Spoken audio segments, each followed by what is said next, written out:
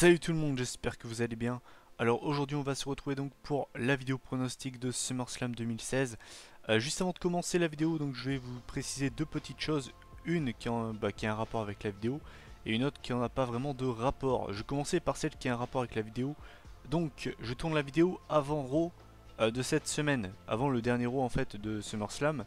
Donc sachant que la vidéo va sortir jeudi, d'ici là, il y a des chances qu'il y ait des matchs de rajouter dans la carte principale, qu'il y ait des stipulations de rajouter également. Certainement également des matchs dans le pré-show, puisque à l'heure où je tourne la vidéo, il n'y a aucun match du pré-show d'annoncer.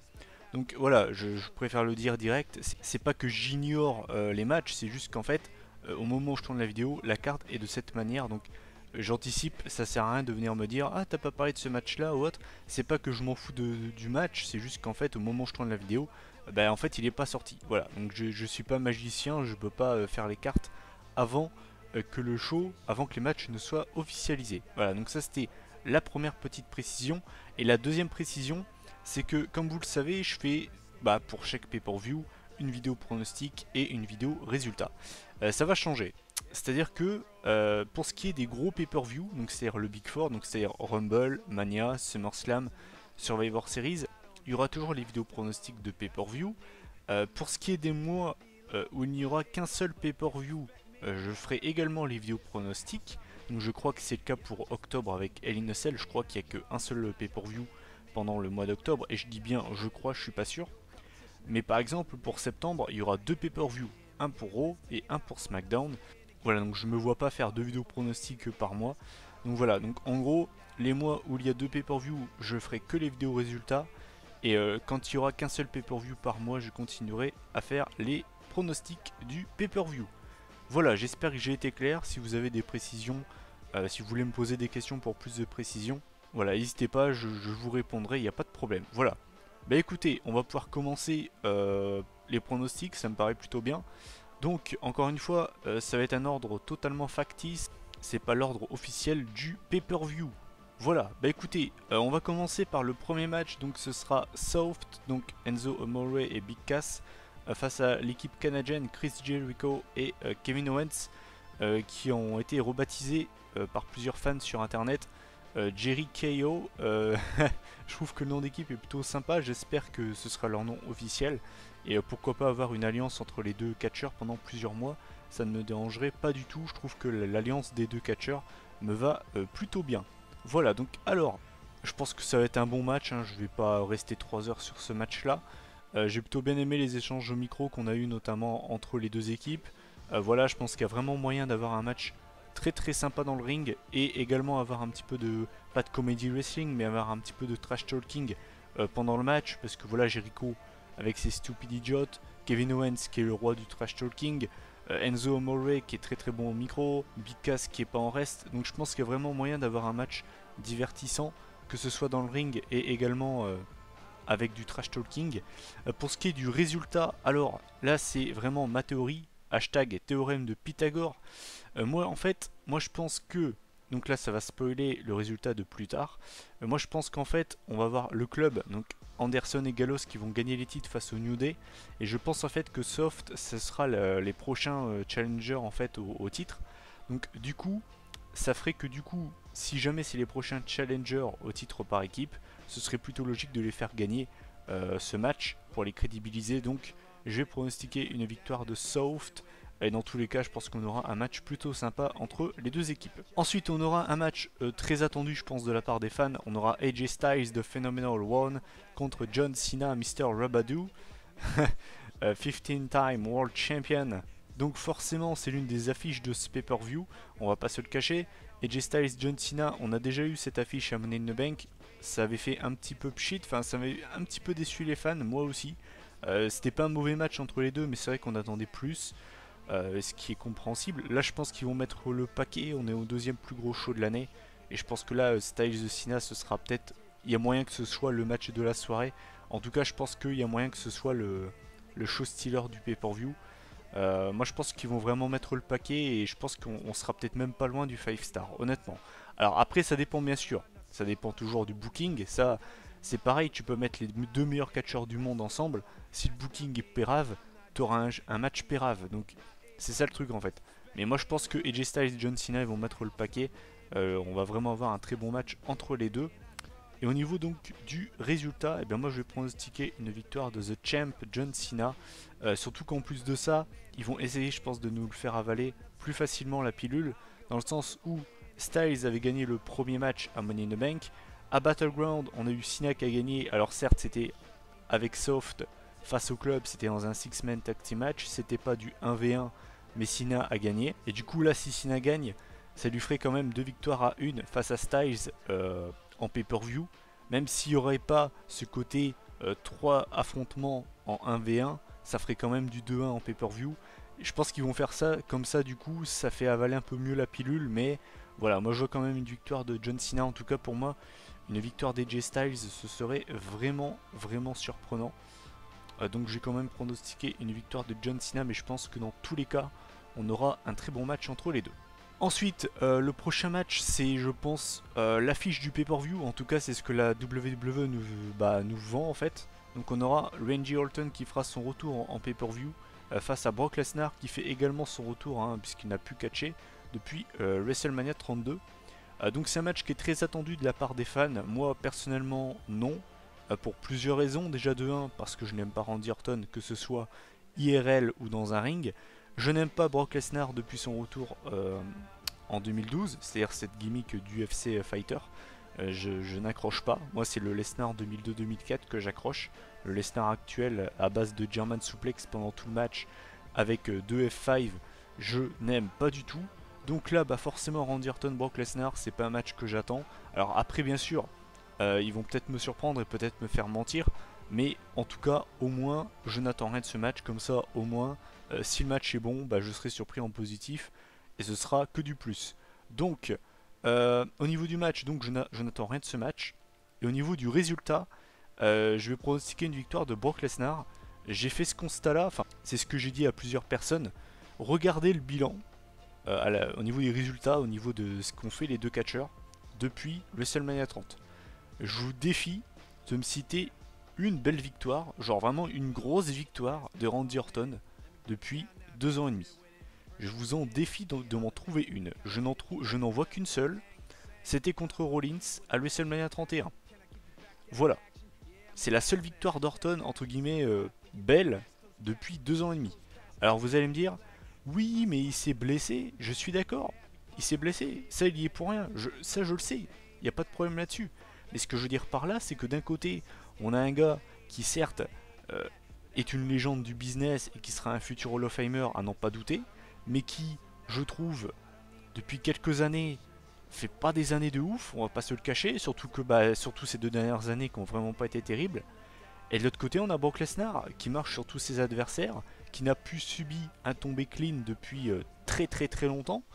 Donc honnêtement, je vous le dis direct, hein, si Randy Orton gagne ce match, ce sera le coup de gueule de l'année, je crois. Mais vraiment, sur le coup, je crois que je vais rire parce que ça en sera risible tellement ce sera pas crédible.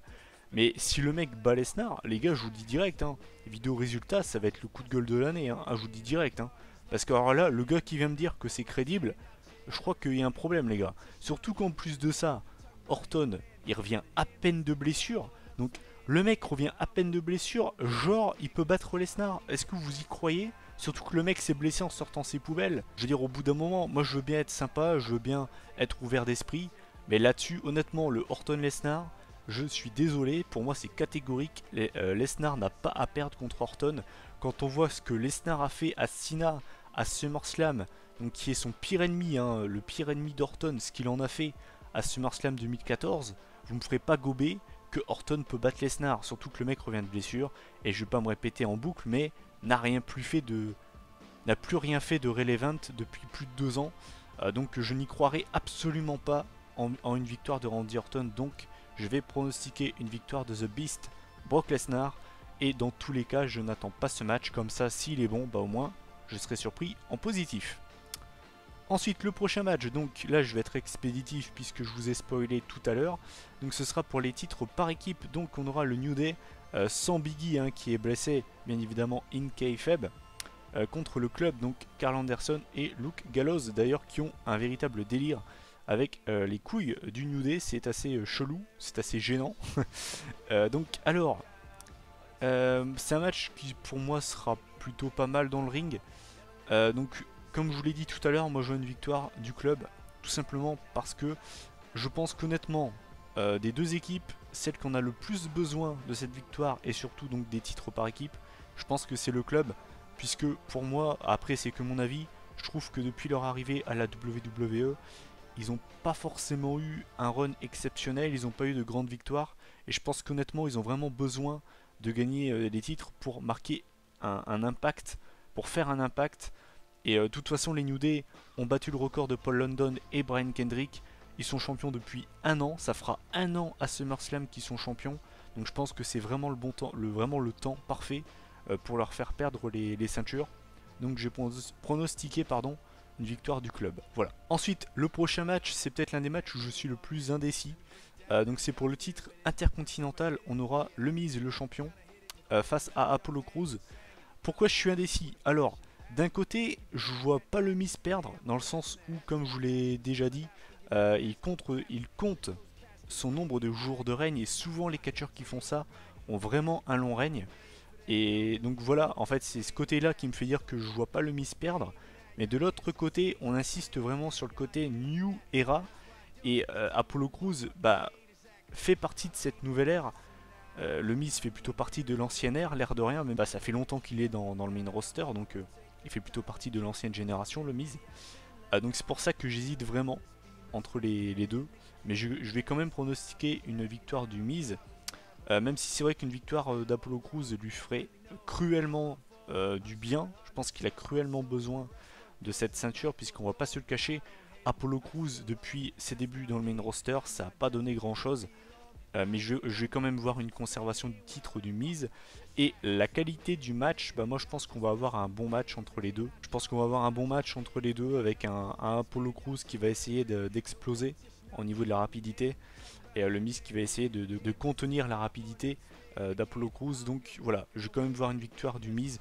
Puisque voilà, par rapport au fait qu'il compte son nombre de jours de règne, je pense que le Miz va avoir un très très long règne. Et puis voilà. Ensuite, le prochain match, c'est un match pour le titre US. Donc on aura Rusev de Bulgarian Blood accompagné de Lana face à Roman Reigns. Alors déjà, juste avant de parler du match en lui-même, ça m'a fait beaucoup rire. Donc on nous avait dit que Roman Reigns allait être vraiment dépush, vraiment gros dépush.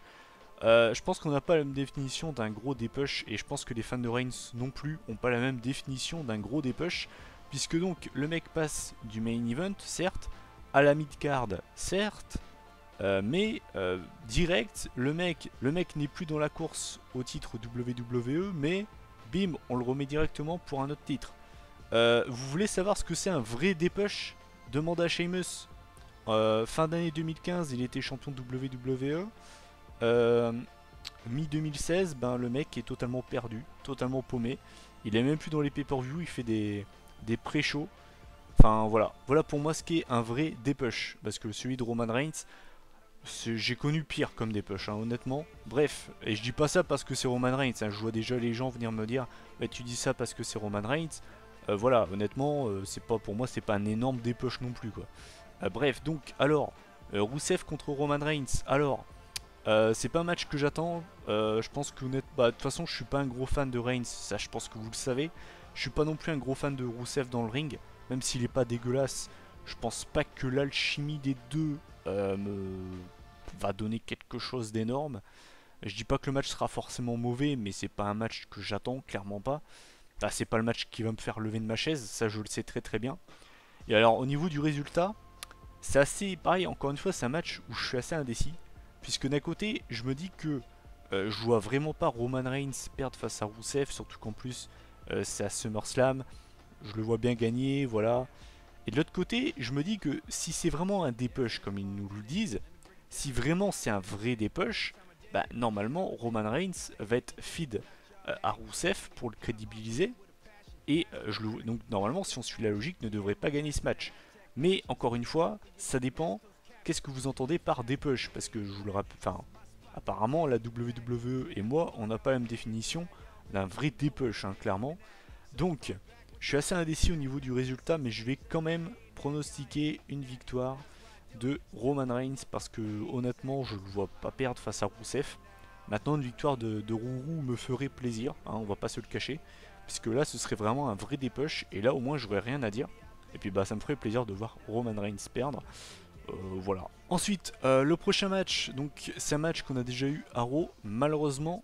Donc on aura Sasha Banks face à Charlotte. Ah oui, alors pour le Women's Championship, en précisant quand même que Dana Brooke a été virée des abords du ring, donc elle ne pourra pas être en ringside. Donc j'ai envie de vous dire, tant mieux.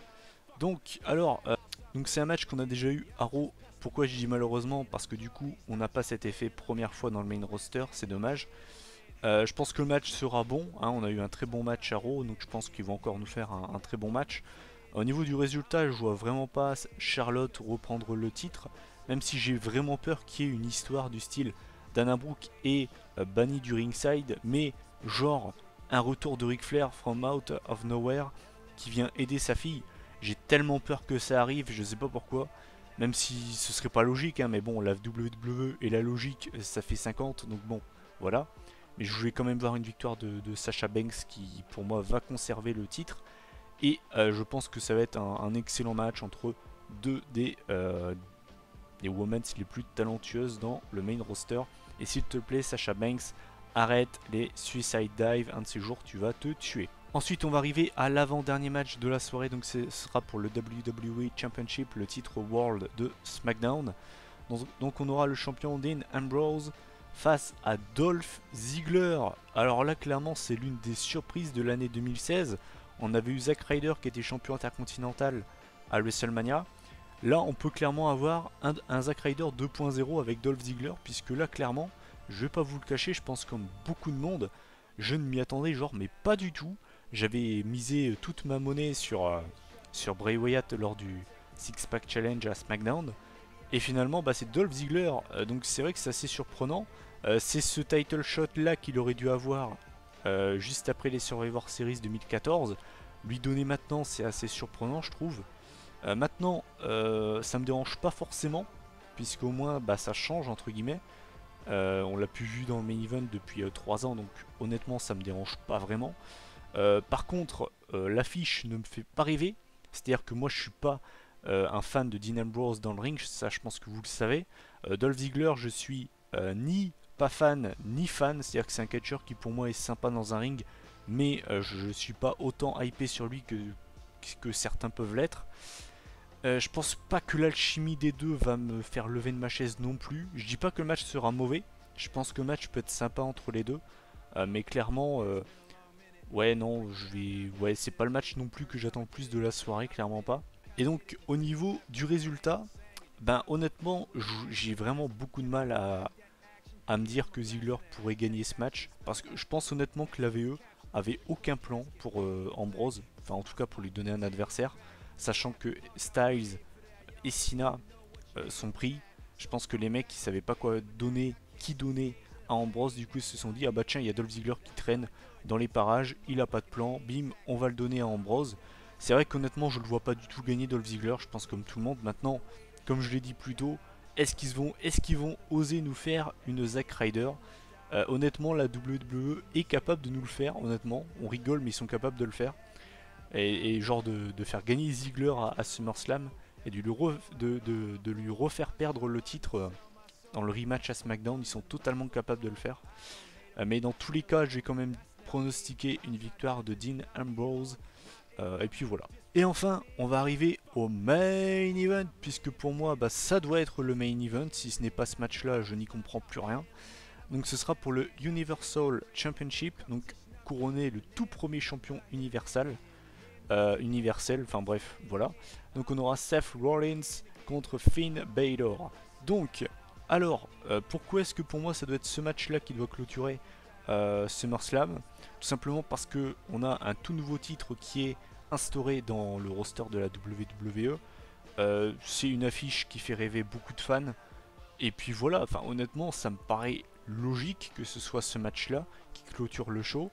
Si c'est Ambrose Ziggler, je n'y comprends rien. Si c'est Orton Lesnar, vous connaissez déjà mon avis sur les main events sans ceinture en jeu. Vous connaissez déjà mon avis par rapport à ça. Je déteste. Donc Pour moi, ça doit vraiment être ce match-là qui doit clôturer le show. Donc, Rollins-Balor, c'est un match forcément qui donne envie à beaucoup de fans.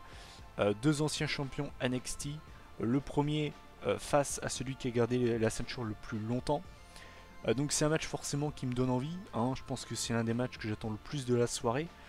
Au niveau du résultat, alors j'ai vu qu'il y a beaucoup de gens qui ne savaient pas trop quoi penser de ce match. Personnellement, pour moi, ça me paraît assez facile à pronostiquer, même si je dis ça, ça se trouve, je vais totalement me planter. Et je vois quand même une victoire de Balor. Tout simplement pourquoi? Parce que je pense que des deux, celui qui en a le plus besoin, c'est quand même Balor. Ils l'ont, comme on dit, pushé to the moon depuis son insertion à Raw, hein, en battant 3 adversaires dans le Fatal 4-Way, en battant Roman Reigns clean avec un coup de grâce le même soir. Et en fait, lui faire perdre ce match, ça lui casserait totalement son momentum, ce serait un petit peu con en fait, dans le sens en fait où les mecs l'ont pushé to the moon, au bout d'un moment, enfin en fait il y a juste à assumer quoi. Vous le pushez to the moon, bah vous lui donnez, faut assumer et aller jusqu'au bout en lui donnant cette ceinture. Donc moi je vais pronostiquer une victoire de Finn Balor, mais dans tous les cas je pense qu'on va avoir un très très bon match entre les deux, peut-être l'un des matchs de l'année si il est bien booké. Et puis bah, pour moi je le répète, mais si ce n'est pas ce match là qui clôture le show, je n'y comprendrai absolument rien. Voilà, bah écoutez, mes pronostics du pay-per-view sont terminés, donc mon avis concernant cette carte de SummerSlam, bah ça s'annonce quand même vachement sympa, je pense qu'on peut vraiment avoir un excellent show. De toute façon depuis 2013 pour moi, SummerSlam envoie du surlourd. Donc je pense que cette année encore une fois ça ne va pas déroger à la règle. Je pense qu'encore une fois SummerSlam sera meilleur que le WrestleMania. Même si j'ai apprécié le WrestleMania, contrairement à beaucoup de monde, je pense que SummerSlam sera meilleur. Donc voilà, pour ce qui est de NXT TakeOver Back to Brooklyn, j'essayerai, et je dis bien j'essayerai de sortir la vidéo le dimanche. Donc ça c'est vraiment pas sûr. Si j'y arrive pas, ben je la sortirai milieu de semaine, hein, je pense. Je la sortirai genre mercredi. Mais j'essaierai vraiment de la sortir dès le lendemain. Mais ça, encore une fois, c'est vraiment pas sûr. Voilà, bah écoutez, moi je vous souhaite un très très bon week-end de catch. Mettez-vous bien parce que là, clairement, c'est notre deuxième WrestleMania week-end. Il n'y a pas à chier. On va se régaler. Voilà, donc moi je vous dis donc peut-être, je dis bien peut-être, dimanche pour la vidéo résultat de NXT TakeOver Back to Brooklyn, et au pire des cas lundi pour la vidéo résultat de SummerSlam. Voilà, profitez bien de ce week-end, donc on se retrouve dans quelques jours, prenez soin de vous, salut tout le monde.